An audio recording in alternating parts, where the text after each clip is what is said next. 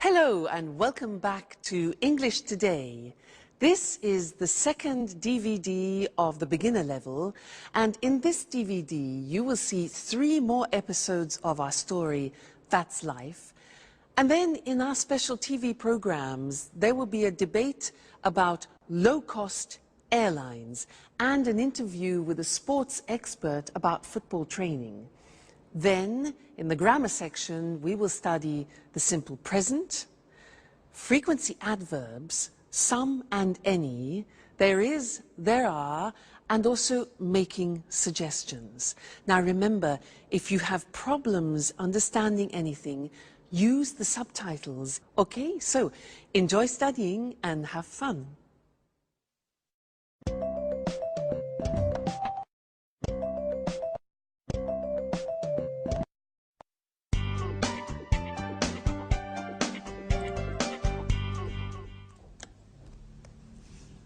Hello, Anne. Oh, it's you, Peter.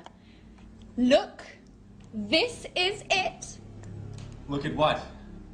My office. Here, near my bed. Oh, I see. By the way, where are the office supplies? The computer supplies are in that cupboard over there. The folders, pencils, pens, etc. are here in this cupboard. And I also have 2 chairs. Oh, good. Are these for everyone? No, they are not. Don't touch anything, please. Okay, so you say you have all of the office supplies. No, not really. There isn't a fax machine.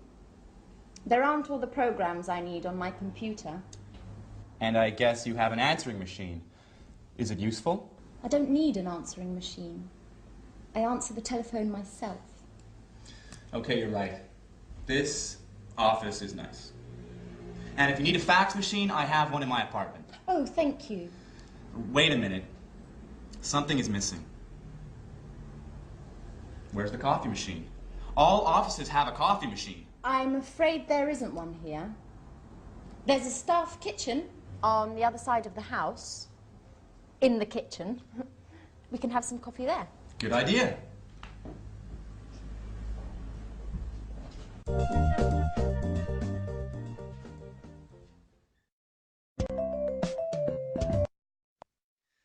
Hello and welcome back to English Today. How are you?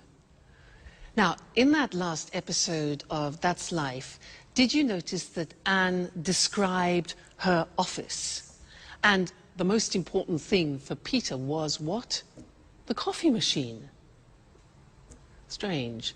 Now, I want to look at the language that Anne used. She used there is a and there are some. Let me explain that to you. Now, if you have a single object, for example, like a glass, then we say there is a glass on the table, or there is a hat on the table, or there is a computer on the table. Okay? Now that changes when we have more than one object. Like these pens, for example. We say there are some pens on the table. Okay? There are some pens on the table. And therefore, in this example here, books, there are some books on the table. There are some CDs on the table. So you see how it changes. Now, let's go and look at that on the screen. You can see it written. So we said, with singular objects, we say there is. The examples are, there's a computer in Anne's office. There isn't a fax machine. That's the negative. There isn't a fax machine. There's a table in the studio, and there isn't a coffee machine, which Peter can't believe. Now look at the plural form. We say there are some office supplies in the office, and there are some pens and pencils, okay? And we also use that for the exact number of plural objects. So, for example, there are 2 chairs in Anne's office, and there are 4 pictures, for example, in her studio. All right, so that's an introduction to there is and there are some. Now, in the next lesson, we're going to look at the difference between some and any, which is very important. So listen out for that in the next episode, and then come back here and we'll work on it. All right? See you later. Bye.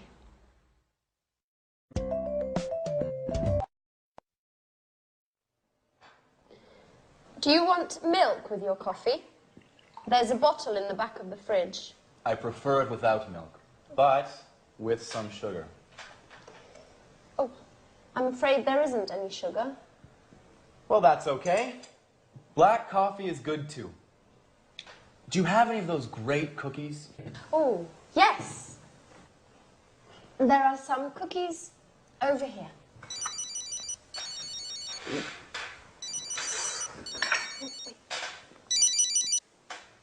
Peter speaking. What? An audition? No, not at all. I'm free.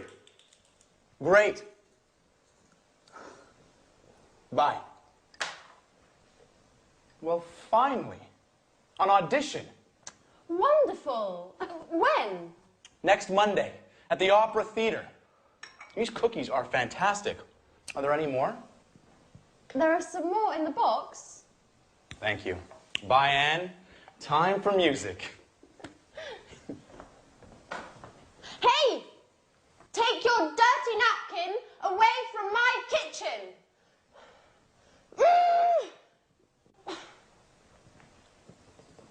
It's nice to have you as my new office neighbour.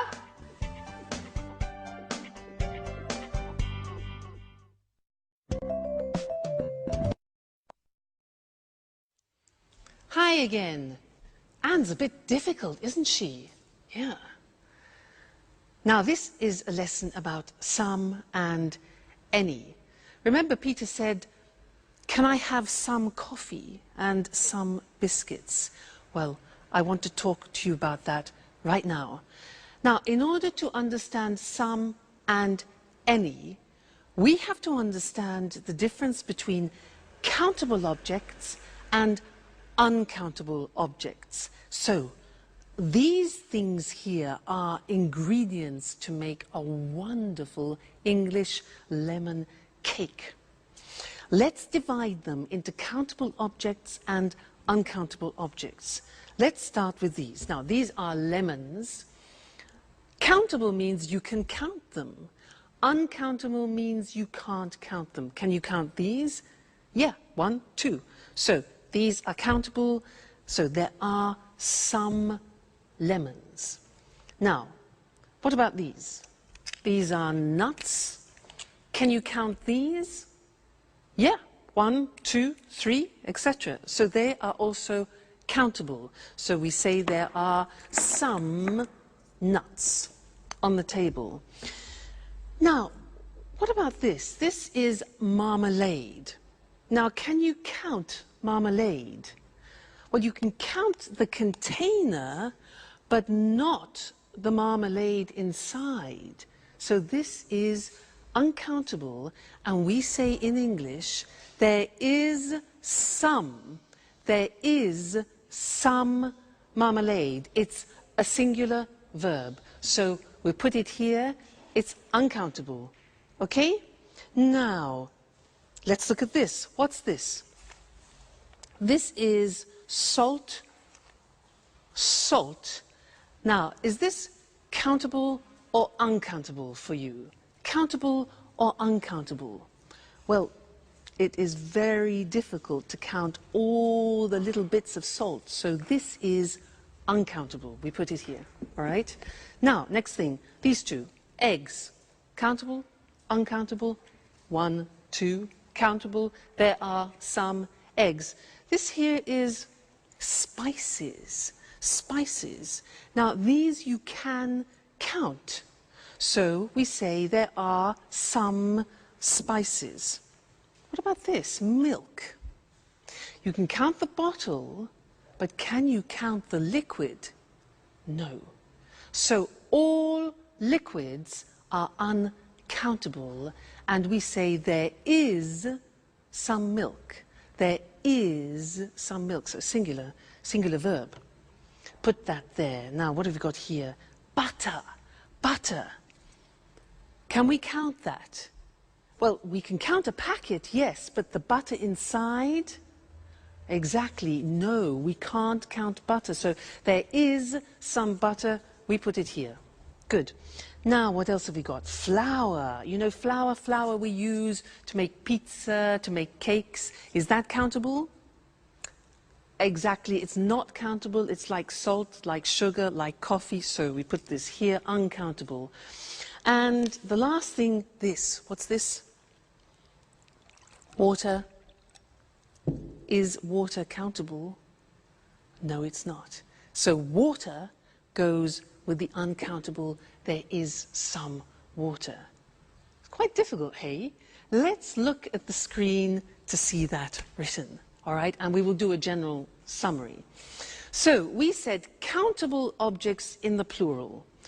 In the positive form, we say there are some lemons on the table. There are some CDs on the table.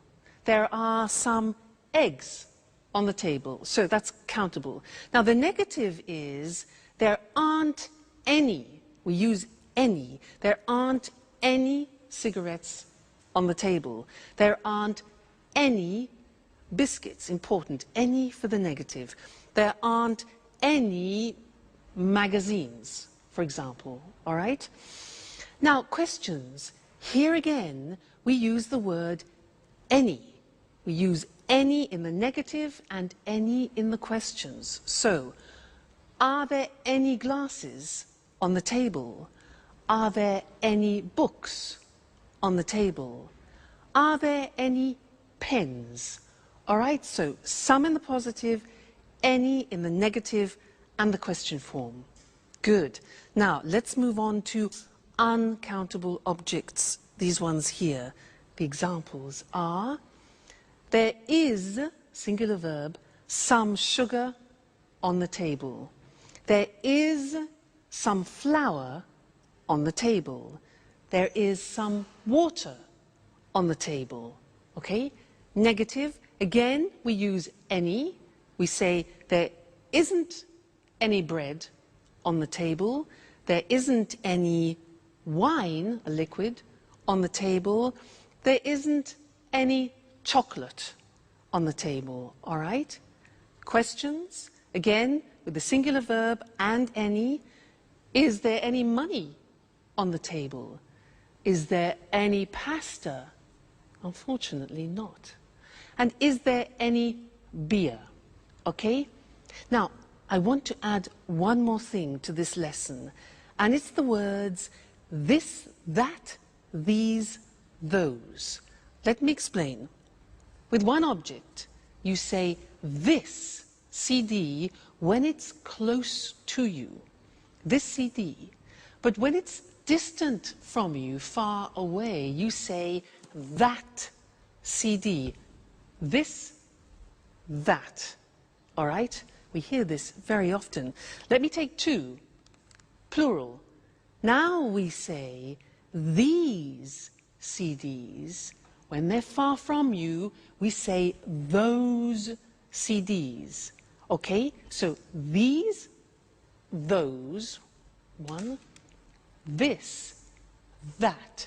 Let's see that on the screen. So this book, plural, these books when they're close to you, and that chair, for example, and those chairs when they're distant from you. That's a big lesson, hey? There's a lot to remember. So we have some and any, countable and uncountable, this, that, these, those. Whew! You have a lot to do at home to study there. Anyway, no problem, because you're great students. So we'll meet again in the studio very soon for some more English. Take care. Bye for now.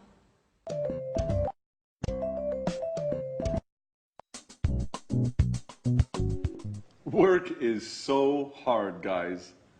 I wake up at 6:30 every day, have breakfast, and take the train to work. Every day.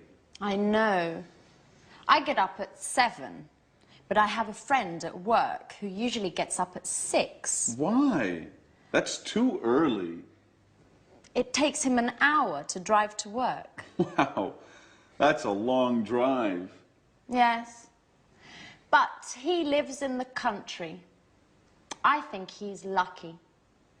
Every weekend he can go for walks in the woods, not in traffic jams. I guess that's pretty nice. He lives in the countryside, but works in the city. A pretty nice combination. What about you, Sharon? What time do you wake up? I usually get up at about 9 o'clock, but I live in the city. It's easy to get to work. Yes, but you get home very late. Often 6:30 or 7. You know, I sometimes have 5 or 6 groups of tourists a day. You work too much, my dear. And you sing too much, Peter.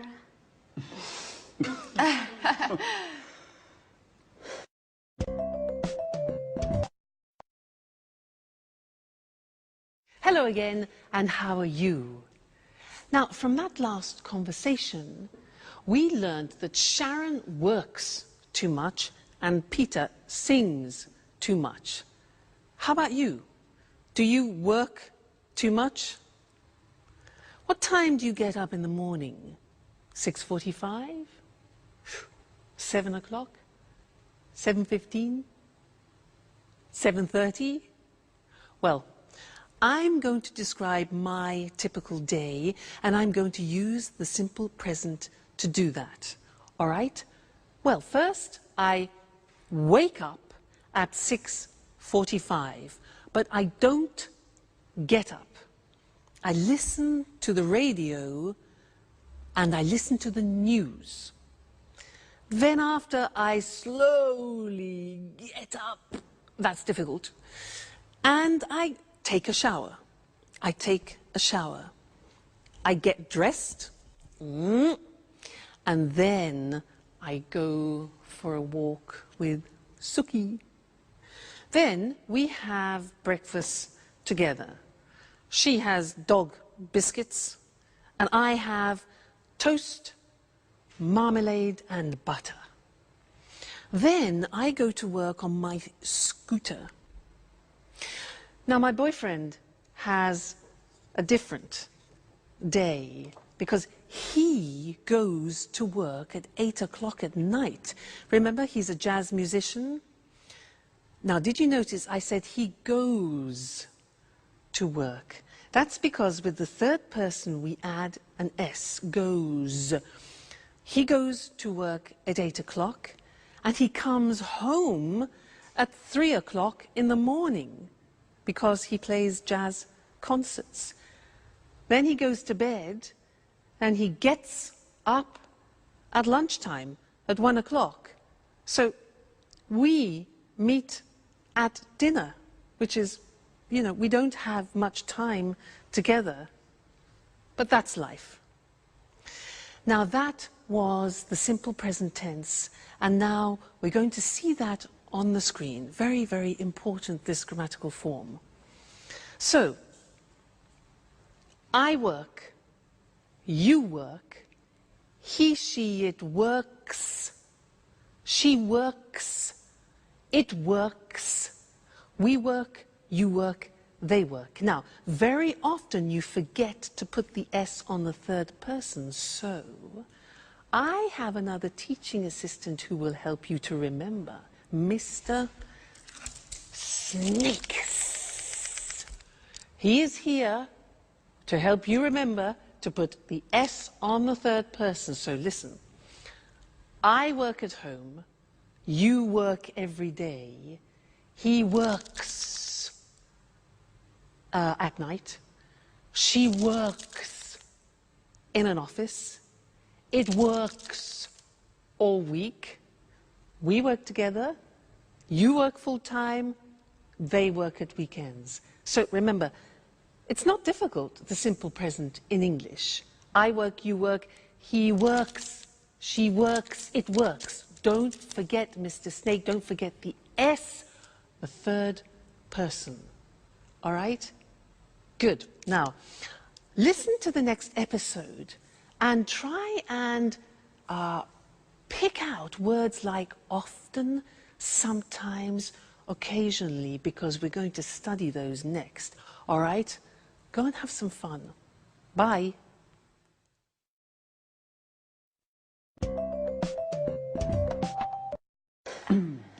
Alice, I bet you don't wake up at 6 o'clock every day. Tell us something about your typical day at university. Well, I sometimes have classes in the morning, but I usually have classes in the afternoon. On Mondays, I always attend lectures in the morning. And where do you study? I usually study in the library, but I sometimes study at home too, when I don't have classes in the morning. My friend David also studies at your university. Do you remember him? David Leary? Yes, I occasionally see him in the library, and sometimes in the park. In the park? Doing what? He likes studying there. He takes his books, finds a nice park bench, and reads there. Not a bad idea. You can study and enjoy nature at the same time. Yes, I like the park too. Unfortunately, I often need books that are in the library. And what about lunch? Do you usually make sandwiches and take them with you? Oh no, I hate cooking. I usually have lunch in the cafeteria with friends. Oh, I do just the opposite. I usually cook lunch at home. I seldom have a quick lunch at coffee shops. Okay, guys. Stop with this boring talk. What about fun? Do any of you do anything besides working and studying? It's Friday, remember? You're right, Jack. I'm so happy it's Friday. Me too. It's weekend time. Time for shopping.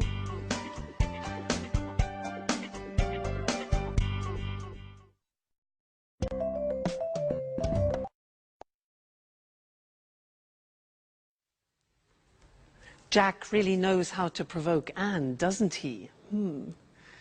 Did you notice those words? Sometimes, always, occasionally? Because we're going to study those now. And in English, they're called the frequency adverbs. And we usually use them with the simple present tense.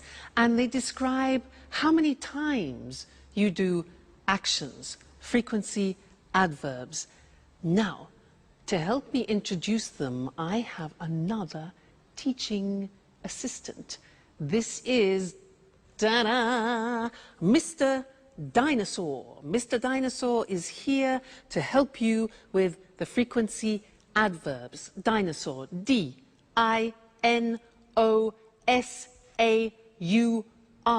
Now, let's see at the screen how Mr. Dinosaur is going to help you. Well, look at the screen. Now, we're talking about adverbs of frequency, things which describe how often you do something, like habitual actions. Dinosaur. Look at the screen. We have D-I-N-O-S-A-U-R. Now, these letters represent a frequency adverb. Let's see if you can find them. What do you think O is? When you do something a lot. Yeah, often. O is often. What about N? When you do, N is never. Good. N is never. What about A? something that you do a lot. A is always. Good. What about S? S is sometimes. Very good, sometimes. Now, U is for usually. Usually, it's a habit. What about R? R stands for rarely. That's difficult to pronounce. Rarely. And the last one, look at the top. We've got D. Monday, Tuesday, Wednesday, Thursday, Friday, Saturday, Sunday is a bit strange, this. Every day. All right, so those are the main frequency adverbs. Every day, never, often, sometimes, always, usually, rarely. You notice sometimes is also the same as occasionally, and rarely, another way to say rarely is seldom. Okay, now, the important thing about Mr. Dinosaur and the frequency adverbs is where to put them in the sentence. Now, look at the examples.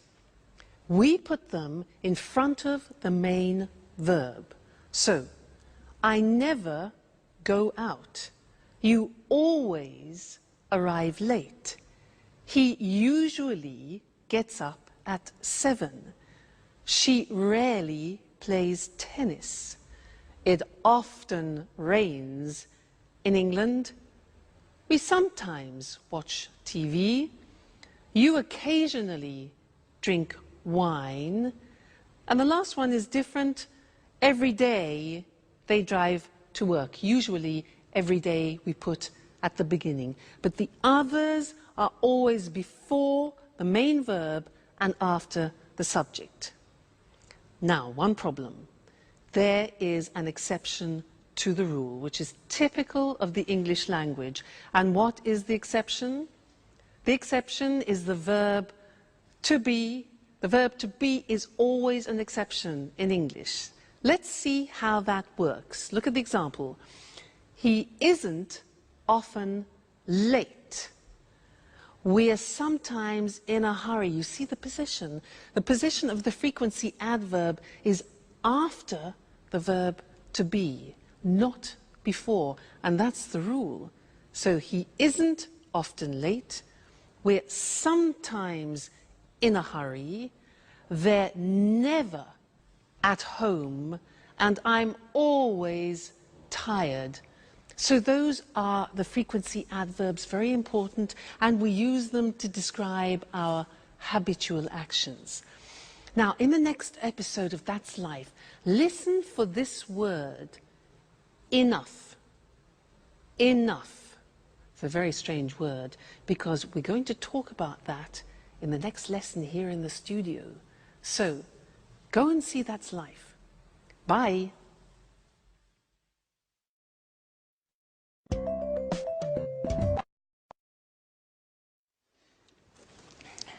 Yes, I always go shopping on Saturdays. The first thing I do on Saturday is drive to the supermarket. I sometimes go shopping on Saturdays, but usually I sleep late. I'm always so tired on Saturdays. I'm never tired on the weekend. The weekend is a time for fun. I paint, go jogging, go out with some friends. Unfortunately, I sometimes have to study. Oh, I sometimes do a little work at the weekend. When I'm free, I like going swimming, going to exhibitions, or to concerts, if I have enough money. Oh, and every Sunday, I clean up the entire flat. And in the evening, I watch TV.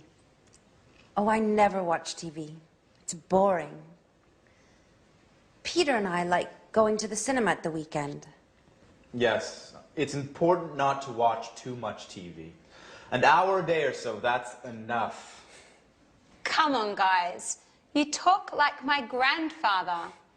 Work, TV, housework on the weekends.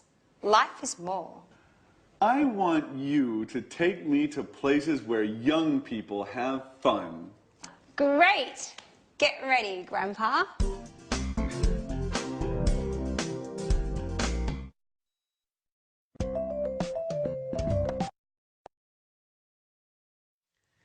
Hello and welcome back again to English Today, your live English language program. Now, did you notice how Anne said that she loves going to concerts and exhibitions, but she doesn't have enough money? Now, this word enough, it's written E-N-O-U-G-H. The pronunciation is enough. What does it mean? Let me show you. I have a ticket here for a concert, okay? This is 45 euro. 45 euro. Now, I have 40 euro here. 40 euro, 45 euro for the ticket. It isn't enough. It means it's less, it's not sufficient. It isn't enough. No ticket, no concert. So, happens. Like Anne, poor Anne, not enough money. Now, another example, you ask me, can I have a glass of water? And I say, sure. So, here you are. You say, what? Excuse me, it's not enough. Not enough, it's not sufficient. Oh, I say, okay, fine. So, glass of water, here we go.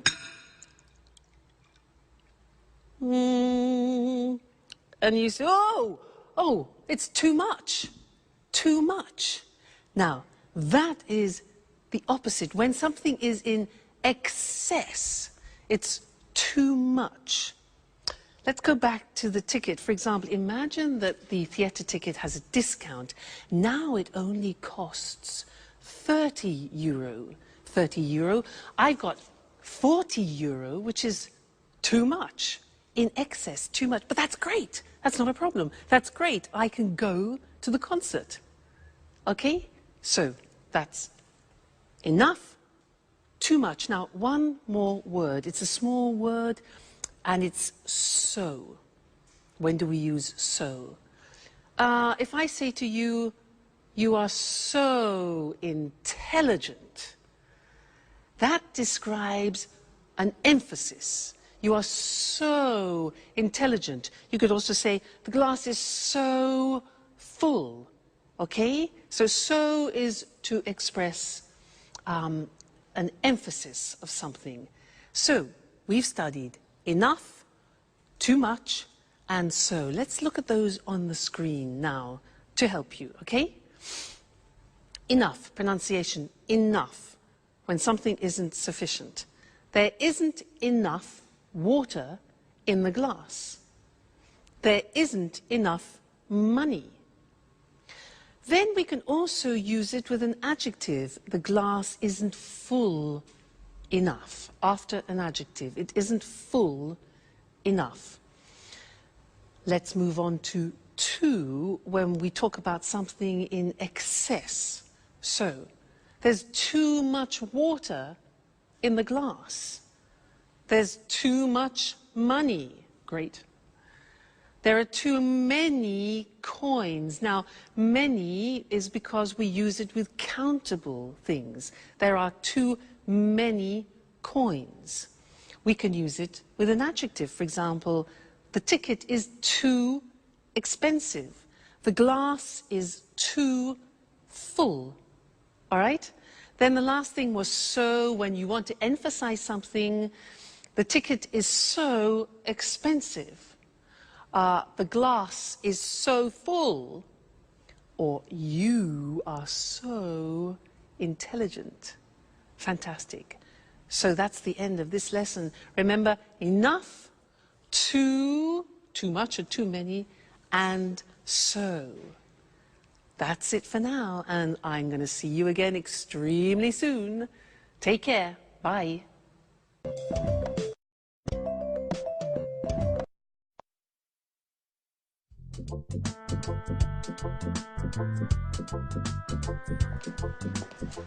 May I ask you a question, Alice? Sure, ask any question you like. I'm an open book. Do you have a boyfriend? Well, I go out with some boys, but that's nothing serious. According to my birth chart, I need some Taurians. But that's not easy now that Saturn is in Leo. I see. Anyway, I think you have a strange relationship with boys. Oh, no. I like boys very much. They're great at carrying packages. You're exceptional. Thanks, Jack. But now, stop talking about me. Let's talk about you. What do you think of me? No, really. I'm curious. What do you do at work? Oh, nothing special. You know Speedmaster, the sporting goods factory. Yeah, sure. They produce wonderful running shoes. What department do you work in? I'm a sales manager. Last month they gave me a promotion, and now I'm responsible for Southern Europe. That's why I moved here. Wow, that's really interesting. You must be very good at work. What exactly do you do? Oh, basically I look for new clients and keep them informed about new product lines and take care of their requests. What kind of requests do they have? Oh, they often ask questions about new models and prices. What do you do if they want a discount? Well, basically, I don't get mad. I listen to them and then I tell them no. Well, seriously speaking, it depends. Each client is different. If they're important, I try to make an agreement with them. Hi, Anne. Hi, Sharon. Where's Peter? Oh, Peter's preparing his audition. Well, tell Peter I wish him good luck. Do you really care?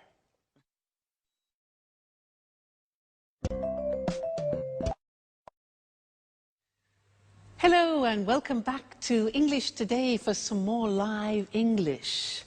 Now, Jack, does he really care for Sharon? I think he does. Let's ask Mr. Monkey. Mr. Monkey, does Jack really care for Sharon? Mr. Monkey. Yes, he agrees, he cares.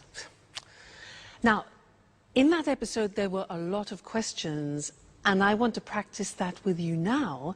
And to do that, we are going to have a quiz. I am going to change profession. I am no longer an English teacher. I have a different job. I will ask 10 questions. I will give the answers, and you must guess my new job. Now, if you guess it correctly, I will play a flight for you to go to London for a romantic weekend. How about that? Flight to London? So 10 questions. Listen carefully. Number 1. Do I work in an office? No, I don't. Number 2. Do I work outside? Well, yes, actually, I do sometimes work outside. Next, do I have special qualifications? Oh, yes, I have special qualifications for my job. Okay, next one. Do I work at weekends? Yes, I do, actually. Most weekends I work. So, I don't work in an office. I work outside sometimes. I have special qualifications, and I work at weekends. Okay, next one. Do you travel a lot? Oh, yes, I travel everywhere. I travel to America, to the Far East, around Europe, a lot. Do you earn a lot of money? Oh, yes, I earn a lot of money. Next question. Do you use your hands when you work? Yes, I do. I use my hands, and I also use my feet. Very important. Next one. Do you work with other people? Yes, that's very important. I work with other people. All right, next one. Do you use music in your job? Music? Yes, now music is very important for me, music. And the last question, do you wear special clothes? Well, yes. For my job, I have special clothes, I have special shoes, particular shoes, and I do my hair in a special way. So, I use my hands and my feet. I work with other people. I use music. I earn a lot of money. I wear special clothes. And I travel a lot. So what's my job? No. No. No. It's difficult. Shall I tell you? I'm a prima ballerina. I won, you lost. No London, no flight to London. Next time, there'll be another quiz. All right, good. So let's look at the grammar that we've just used for asking questions, okay? Now, we have the question form with the question word like when, the auxiliary, do, I, the subject, and then arrive, which is the verb. So, when do I arrive? Okay, that's a typical question in the simple present. Look at the next one. What do you do at work? What do you do? Next one now, this is important, and we need Mr. Snake, because it's who does he work with? Remember, does, third person, the S, do becomes does. So, who does he work with? Next one, why does she study? Third person. How much does it cost? Again, third person, it. When do we leave? Where do we live? And how do they speak English? Okay, so remember, third person does is the auxiliary plus the infinitive. All right, so those are the English question forms. Now, in the next episode, listen out for the negative form, and then we'll study that together. Okay, so have fun studying, and I'll see you again very soon. Bye.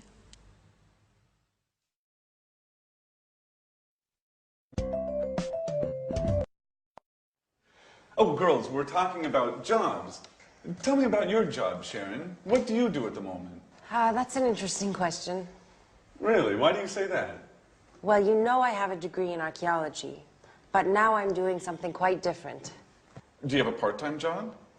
No, unfortunately, it's a full-time job. I work for a travel agency. Oh, what do you do? I give tours around the city. I bring tourists to monuments and museums and other interesting places. Oh, that's nice. Could I have you as a tour guide for one day? I'm sorry. I only work with groups, usually with Japanese people. Oh, well, I'm a black belt in karate. Very funny, but it's not enough. It's too bad. Anne, stop cleaning for a moment. Sit down and tell me about your job. Okay. I work in a publishing company. Oh, so you work with famous writers? Not exactly. I don't work with the writers. I just read their proofs and correct them before printing. By the way, do you know Paul Taylor? He works with you, right? Yes, but we don't work in the same department. He works in the advertising department. But we are good friends. Every weekend we play tennis together. Play tennis? I'm jealous. Do you play tennis too? Do you want to play with us? Well, just joking. I don't play tennis that well. Only karate.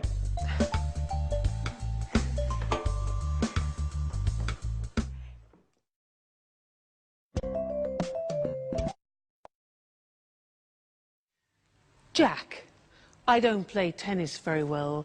I only do karate. He doesn't play tennis very well. It's easy. Men.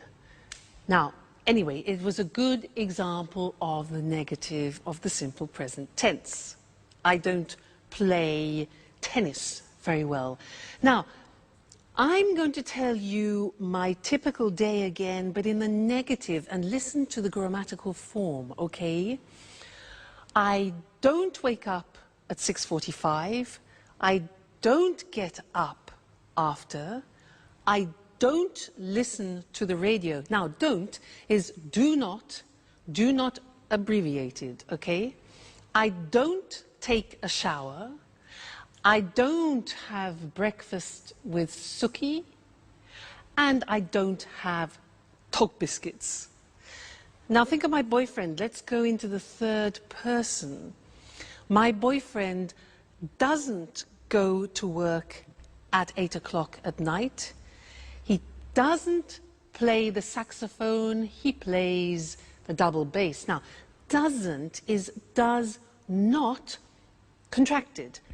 Doesn't, okay, plus the infinitive. So he doesn't play, let's say, at 1 o'clock in the morning.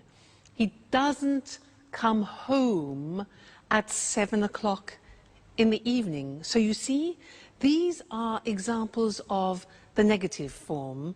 And now we need to go and look at the screen because we need to see how that works in comparison to the positive form. All right? Great. Now, look at the examples. I don't teach on Sundays.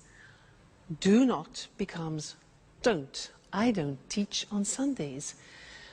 You don't know my parents.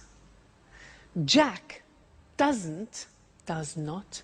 Jack doesn't play tennis well. Alice doesn't have a boyfriend. The house doesn't belong to Anne. Third person, doesn't. We don't work part-time. You don't know Anne's aunt. And Alice and Sharon don't live together. All right, so now we have studied the positive form, the question form, and the negative form of the present tense. So a whole world opens up for you, okay? Well, you just keep studying, and we'll meet again here for another live show very soon. All right, take care. Bye.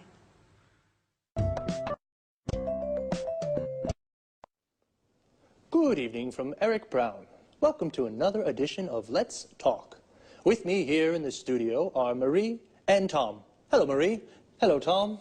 Hello, Eric. Well, today, let's talk. Let's talk about what, Marie? Low-cost airlines. Very interesting. You're right, Eric. You know, there are 90 low-cost airlines in Europe today. Really? So many? Yes, that's right. 90. Lots of people fly with low-cost airlines. Of course. It's very cheap to fly with these airlines. It's not always cheap, Marie. It's cheap to fly midweek on Tuesday, Wednesday or Thursday, but it's not cheap to fly at weekends on Saturday or Sunday. But are the planes safe? Yes, the planes are usually new, so they are safe. That's good. It's important to fly in safe planes. And what about the tickets? Is it easy to find them? Yes, it's very easy. I usually buy my tickets online with my credit card. Well, I travel a lot. Really? You're a real expert on low-cost airlines, Marie, aren't you? Yes, I am. My boyfriend lives in Berlin. Oh, and how often do you visit him? I go to see him twice a month. Oh, I see, I see. And are the flights on time? Yes, they're usually on time. I leave work at 5:30 in the afternoon and arrive at the airport at 6. Perfect for the check-in. That's very convenient. You're lucky, Marie. Usually low-cost flights leave from airports a long way from the city. What time's your flight? At 7 o'clock. You're really lucky, Marie. Usually low-cost flights leave late at night or early in the morning when it's not convenient. Yes, that's true. And yes, I am very lucky. Is there any food on the plane? Yes. Passengers buy drinks and snacks. Remember, the drinks and snacks aren't free. You have to pay even for a glass of water. That's true, but it doesn't matter. I arrive in Berlin at 8:30, just in time for a pizza with my boyfriend at Bella Napoli. A very good pizzeria, the best one in Berlin. Oh, that's great, but for us, it's time to say goodbye. Okay, low-cost airlines. Today, there are many low-cost airlines throughout Europe. They are very easy to use, and they are cheap. And the planes are safe, and they are usually on time. Very interesting. Very, very interesting. Thank you, Marie. Thank you. And thank you, Tom. Thank you. And goodbye. And see you again soon on another edition of Let's Talk. Well, low-cost airlines really make traveling easy. For many people, flying is very simple, like taking a bus. Now let's take a look at some very useful vocabulary and expressions you just heard. The check-in is the place where you show your passport and leave your luggage. In English, it is also a verb. We say, I check in at 7, or where's the check-in for Berlin? When we talk about cheap prices, we mean it doesn't cost very much, and expensive means it costs a lot. My ticket to Berlin is 600 euros. It's expensive. Your ticket is 100 euros. It's cheap. Her ticket is 30 euros. That's very cheap.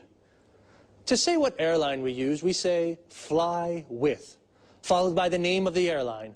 I fly with Air Liverpool, or the type of airline. I fly with low-cost airlines.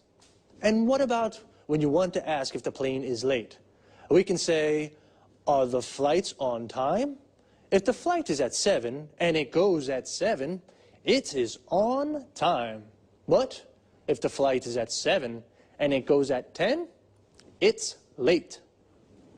Marie said, I buy my tickets online. This means she uses the internet to buy her ticket. What other things can you do online? Here are some examples. I reserve hotel rooms online. I don't call the hotel on the phone to reserve a room. I use the internet. I check my bank account online. I use the internet to see how much money I have in my account. I pay my bills online. I use the internet to pay the electricity bill, the water bill, the gas bill. Wow, we can really do a lot of things online. Okay, just 2 more things before we say goodbye. The first is frequency. When we say how often we do something, I asked Marie, how often do you visit him? And she said twice a month. Twice a month means 2 times in a month. Once a month means 1 time in a month. But when we do something more than 2 times, we say 3 times a month, 4 times a month, etc. Even if we change the period of time, the structure of frequency remains the same. For example, we can say once a day, twice a week. But remember, we say 3 times a year, 4 times a week. One last thing. Notice the preposition after arrive. When we arrive in a place like a station, airport, shop, we say, I arrive at the airport at 6.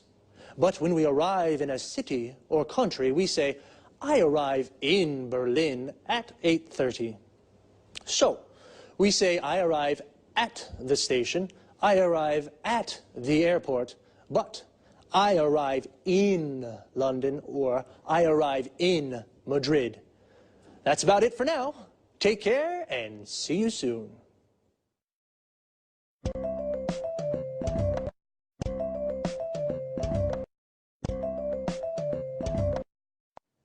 Good afternoon to everyone. Welcome to Sports Special, the program dedicated to all sports and all sports fans. I'm Eric Brown. In the studio with me is John Forbes, our sports expert. Well, John, what are you talking about this afternoon? Football. Great, my favorite sport. It's not only your favourite sport, Eric. Millions of people love football. Of course. It's a fantastic game. The best in the world. Well, maybe. But remember, Eric, football isn't only about fame, success and money. Oh, a lot of money. Professional footballers earn millions of euros. That's true. But football is also about hard work, fitness training, stretching and jogging almost every day. Really? How often do professional players train? They go jogging every day at 8 in the morning, and then they work out in the gym. Ah, so much exercise. And that's not all. Really? What do you mean? Well, they also practice football 3 or 4 times a week with the team. And where do they train? They usually do fitness training at the football ground. First they do stretching, then they practice shooting. Is the coach with them during the training? Yes, of course. The coach is very important for the team. He shows the players good techniques for passing, dribbling and heading. And he decides who plays in the matches. How many matches are there in a football championship? 30, more or less. You know, football championships take place in the winter, usually from September until June. And when do they play matches? At weekends, but the big clubs also play during the week for the European Cups. Oh, championships, European Cups, training. Footballers are very busy. Yes, they are. The only time they rest is in the summer. Well, holidays only in the summer. But what about fun? For example, can the players have a beer after a match? Of course, Eric, especially if they win. A beer is a perfect way to celebrate a victory. Well, a footballer's training routine is very hard, but it is very rewarding too. Okay, thanks to our expert, John Forbes. And goodbye to all football fans and sports lovers. See you again soon for a new edition of Sports Special. First of all, football and soccer are the same thing. Football is the British word, and soccer is the American form. But they are exactly the same thing. So, let's take a look at some of the vocabulary we use to talk about football. Do you like football? If you do, then you are a football fan. Like me. Do you support a team? I support Inter. We say that we support a team when we are a fan of that team. So, what is a team? It's the group of players that play together. For example, Manchester United is a football team. A person who plays football as a job is called a professional footballer or a professional football player. Footballer and football player are the same thing. A football player is a footballer. And every team has a coach. A coach is the person who prepares the team. He teaches techniques and how to play well. So, 11 football players make a team, and when 2 teams play against each other, they play a match. But as John told us, footballers don't only play matches, they do a lot of training. Training is all the exercises they do to prepare for matches. We can say, footballers do training, or footballers train. Training is the noun, and train is the verb. And what do they do when they train? John said a few. They work out in the gym. They do stretching. They go jogging. And they practice football skills. John also mentions some of the skills or techniques that footballers practice. Passing, which means to pass or kick the ball to another player. Dribbling, which means to move the ball forward with the ball. Shooting, which means to shoot or kick the ball into the goal. And heading, which means to hit the ball with your head. It's a lot of hard work. I think they definitely deserve a beer when they win. Well, that's all from me for now. Take it easy.